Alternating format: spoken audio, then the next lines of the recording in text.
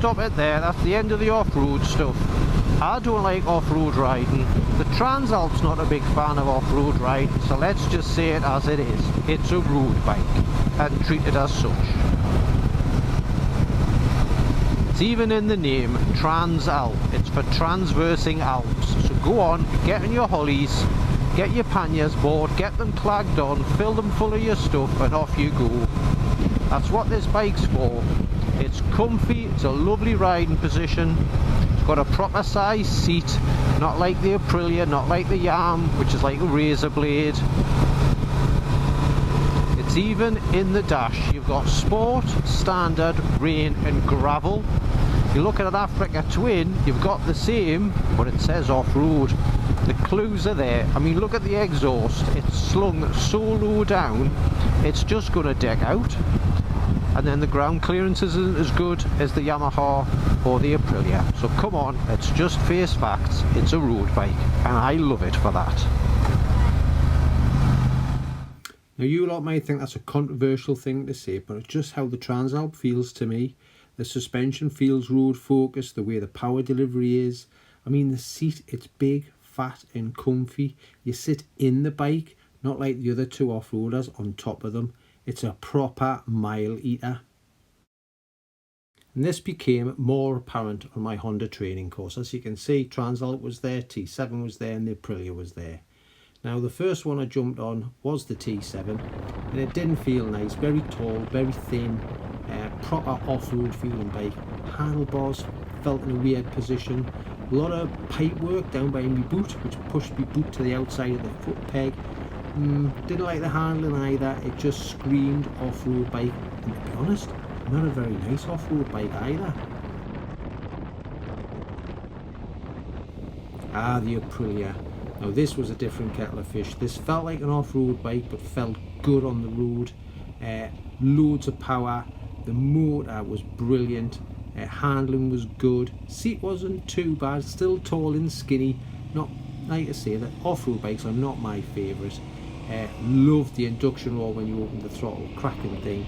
And I think if I was going to play in the mud and have an off-road bike of this size, then I probably would have bought the Aprilia. It is rather good.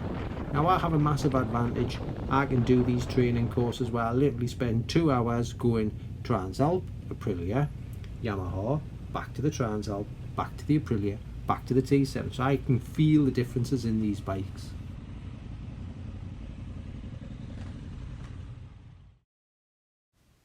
So now that's out the way, let's get back down to normal business. So let's have the first bit, a sound check.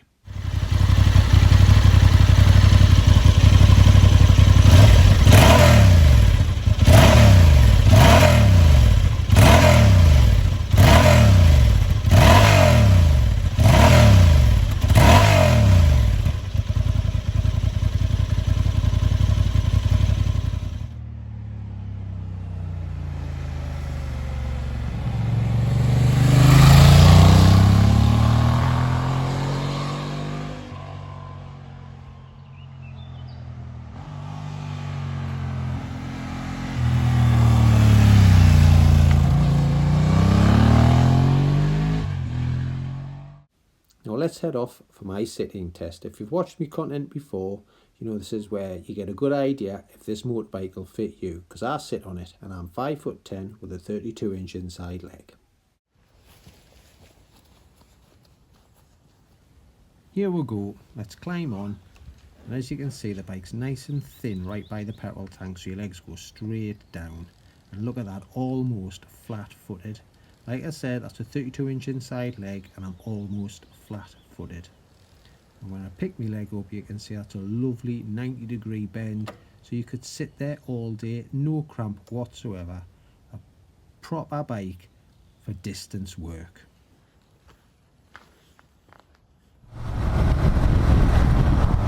Let's talk dash now. So depending on your manufacturer, you've either got modes or power maps. I think Suzuki like to call them power maps, but Honda likes to call them modes. So you've got your mode button on the left hand switch gear, and as you can see I'm in standard at the minute. If I press the mode button it goes to rain, and it'll flash till I throttle off. That engages your map, and you can literally just press the button as you're riding along to select your mode, and it's as easy as that. So if you're in sport, it starts lashing down with rain, you can go on to into rain, throttle off, engage, and you can see there that the power's changed, the engine braking's changed, and the traction's changed. And if we hit gravel, you see you've got an off-road ABS option down there. So I'll put it back to standard, throttle off. So standard, you've got a nice level mix of everything. The power, the engine braking, and the traction's all right in the middle. So as simple as that, press your mode button and it rattles through.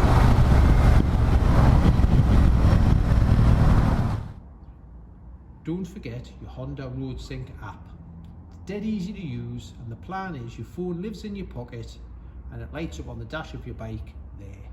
And it's worked by the left hand switchgear. So if I push it up, navigation, press right to select destination. Now that voice you can hear will play through your helmet. So obviously you have to have a Bluetooth headset for it all to work. So Bluetooth headset, modern phone that has Bluetooth that talks to the bike, and then you've got your navigation there. Weather in Newcastle upon Tyne's few clouds. Temperature, navigation, music.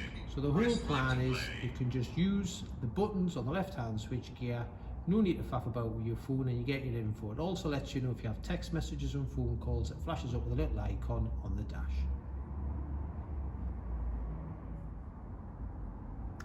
Now the Transalp shares the dash with the Hornet. Here it is in nighttime mode because I'm indoors and the lights are down. But if you want to, you can alter stuff. So it's hard right on the switchgear in. And there you go, there's your dash, so you can have a good old fill. So I think what we'll do is we'll do a quick and easy one. So down to display type, and there you go. You can pick different displays. I like that one, and then it's left, left, left, left, and out. Okay, simple as that. So push the little joystick hard right, and you're in. And now I think, ooh, self-cancelling turn signals. If you don't like it, you can turn them off. So it's up to you if you want the self-cancel indicators on, and then left out, and then hard left out.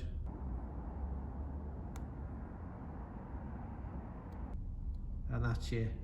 Easy as that to work the info that's in the background on the dash.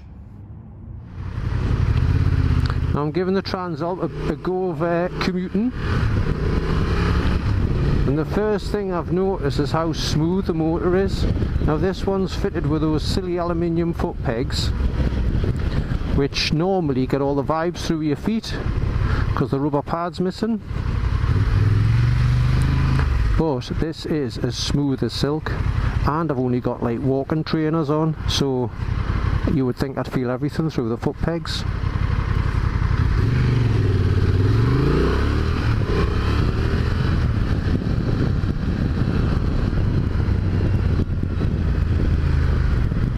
Smooth as silk, this engine.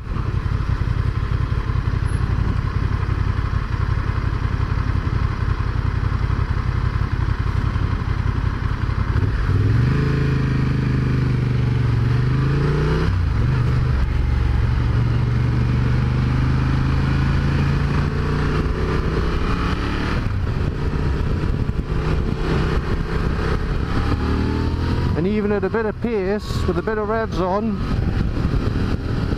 still nothing through the foot pegs. Lovely, super smooth motor.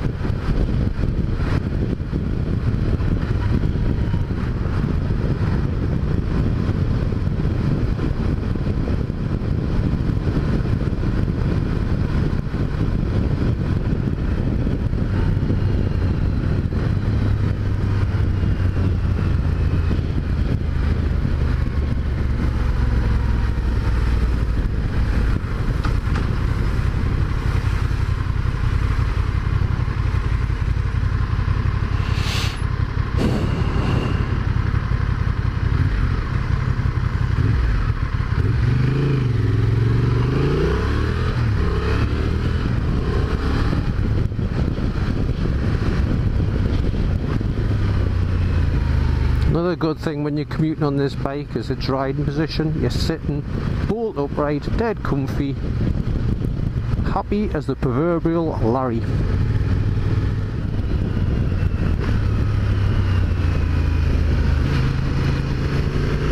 Now this Transalp is fitted with a quick shifter.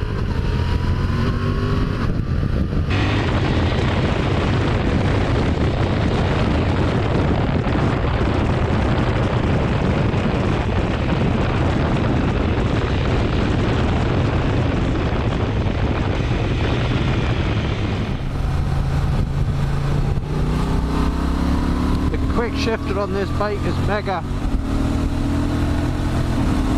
There it is doing its thing, that's up the box, and then you throttle off, put the brakes on and that's it down the box. Absolutely mega. It's one of the best working quick shifters we've got when you work it properly.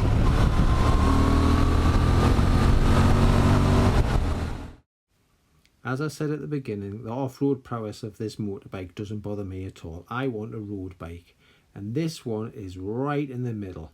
It's not as powerful as an Africa Twin, but at 90 horsepower it's nearly there.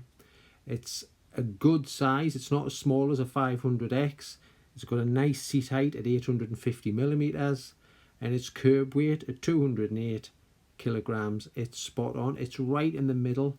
It's the bike that the Honda range was missing. So I love it for its road holding and the way it does its thing.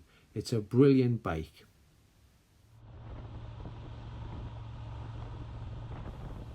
Once again, thanks for watching, and as usual, remember, if you like what I'm doing, thumbs up. If you love what I'm doing, don't forget to subscribe. And if you check out my channel, you'll find there's nearly 100 videos there of different bikes. So plenty to choose from and plenty to watch. Bye for now.